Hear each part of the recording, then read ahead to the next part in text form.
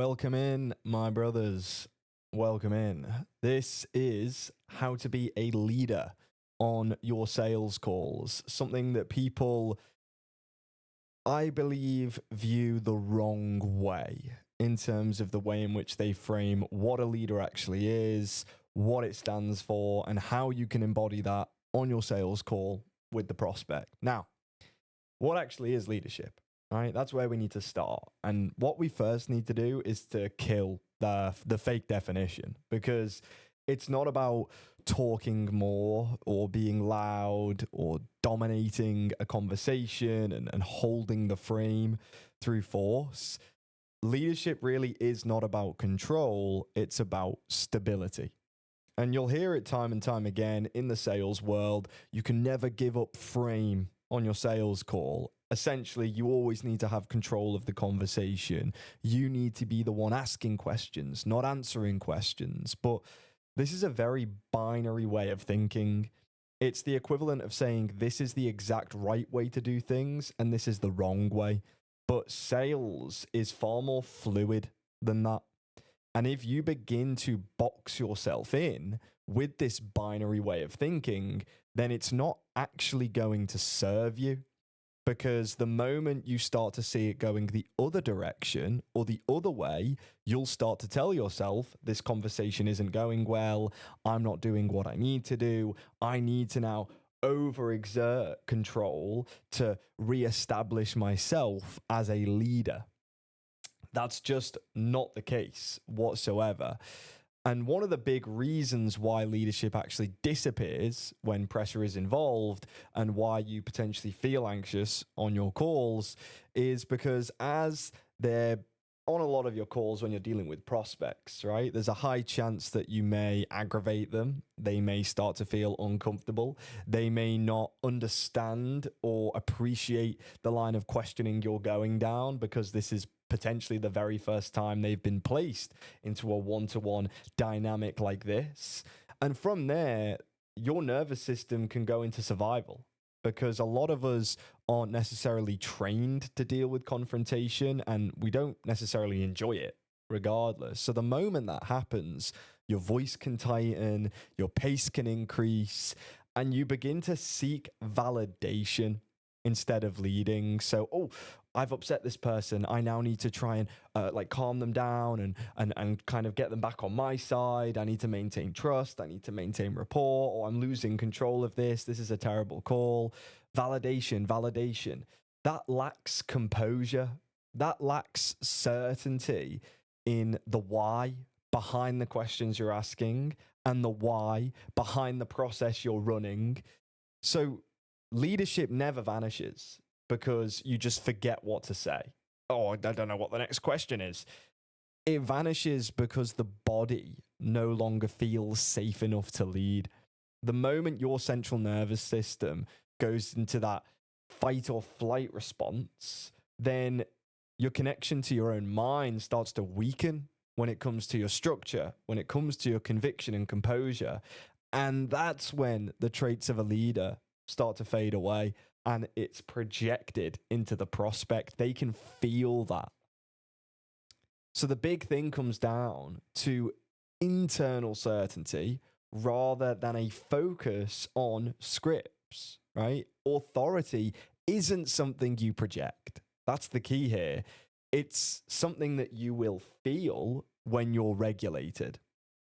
Because if you're not grounded, you can know all of the scripts in the world, but you will still embody hesitation, tension, neediness, over-explaining. And there's nothing worse than, let me frame it in this way. Let's say you are out on a date with a girl and you're trying to over-explain, you're being super needy, and you're trying to gain her approval on the date. What you're really doing is demonstrating that you lack confidence in yourself. You feel as though you need to impress them by saying a bunch of things or putting on an act or putting on a persona. And all that really demonstrates is that you're not a confident person. It's not an attractive characteristic or trait. You can apply the exact same format to when you are on your calls with a prospect. You need to be embodying certainty and safety. That is what will enable them to come to a decision that best serves themselves. The moment you lose that attachment to certainty and safety, then they will as well. So no matter what, you cannot become the individual who starts to back out of his process, back out of his way of thinking because the prospect hasn't reacted very well and think, oh, okay, now I'm going to just try and go this way instead or that way instead. No, you're going your way because you know that that's the right way. So regardless of how they respond or react, you need to enable them to understand that at the end of the day. And these are a few ways in which you surrender your leadership, right? Asking permission when you should be guiding, overqualifying yourself, softening recommendations to avoid rejection, and mirroring uncertainty instead of grounding it. Let me just break some of these down for you. Asking permission when you should be guiding. Now, there's nuance here because we understand in psychology when it comes to changing an individual's view or perspective on something, it needs to always feel as though it is them making the decision. Somebody is very unlikely to change their mind on something if they feel as though you are enforcing your way of thinking and your beliefs onto them. It needs to be guiding them to feel as though it is wholeheartedly their decision to change their mind. So when it comes to a reframe in a number of calls, and you've likely seen this on call recordings, you will see a closer say, do you mind if I share a perspective? Or can I make a suggestion? Because what you're then doing is opening the door for a reframe. However, when it comes to acknowledging poor behavior, negative characteristics or traits, you don't need to ask for permission. It would be the equivalent of a dentist asking permission to somebody who's come in to let them know that they shouldn't be drinking fizzy drinks every single day and eating 10 chocolate bars. They're not going to do that. They're just going to tell you because that is what you are there for. You are there for them to help you because you know they are a figure of authority in that field and they know what they're talking about. That is what the prospect is doing on your call.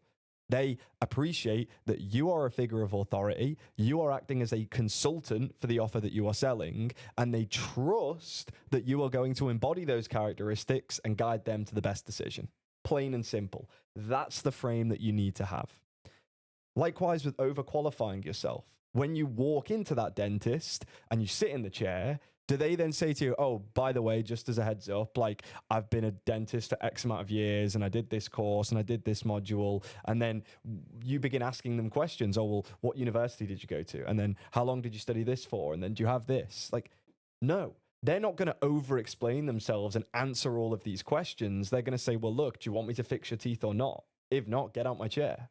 That's what they're going to say.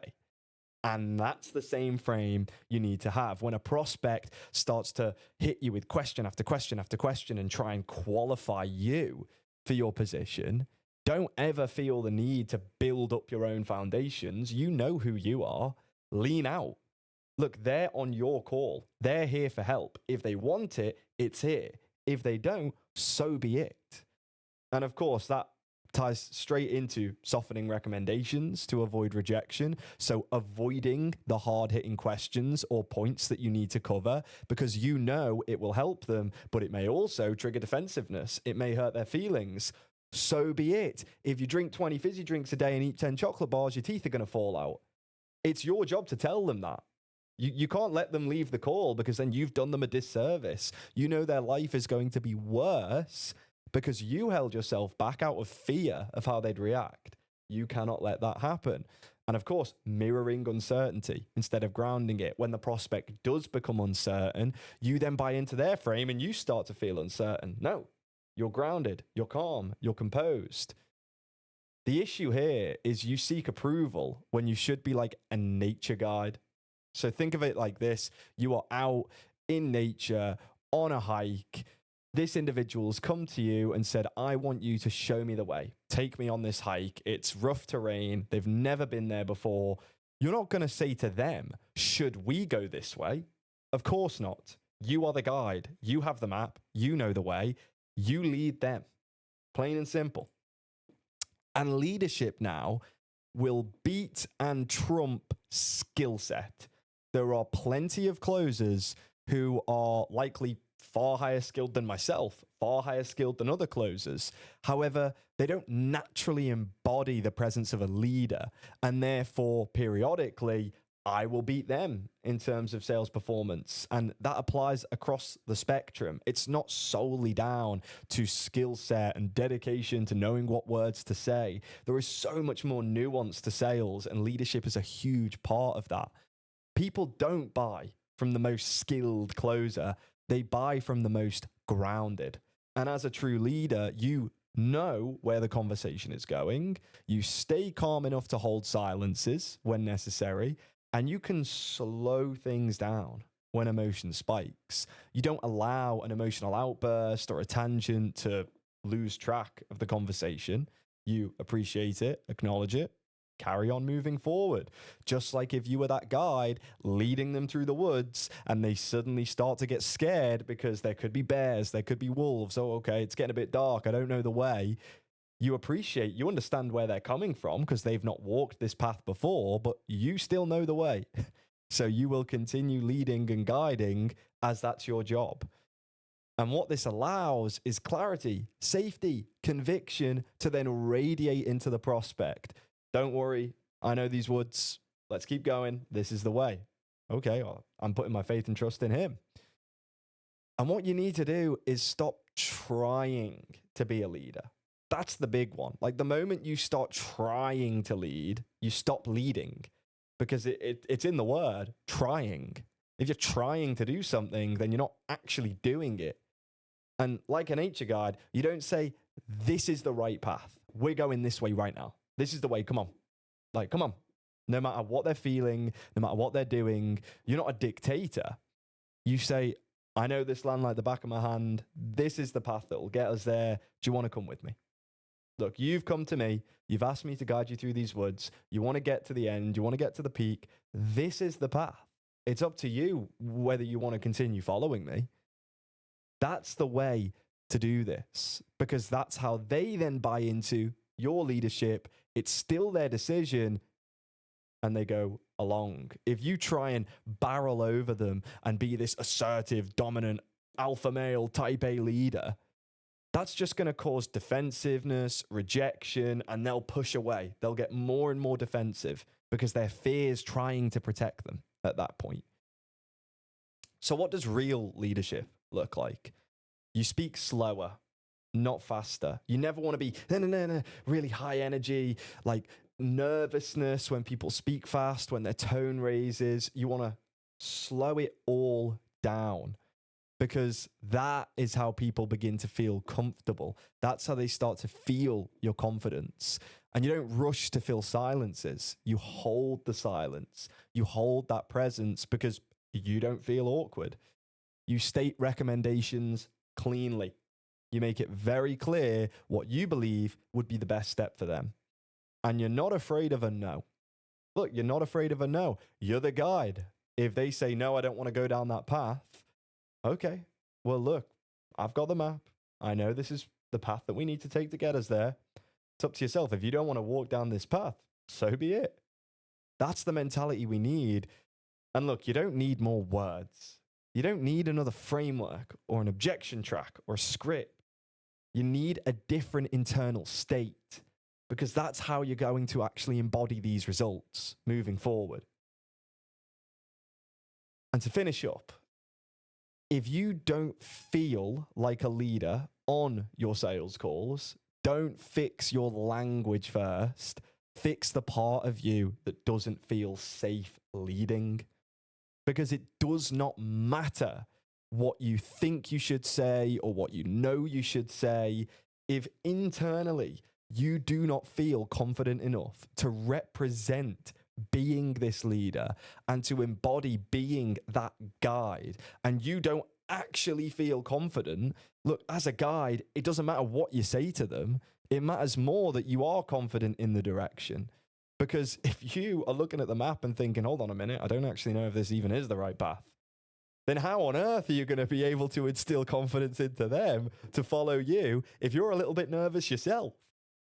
There's the problem.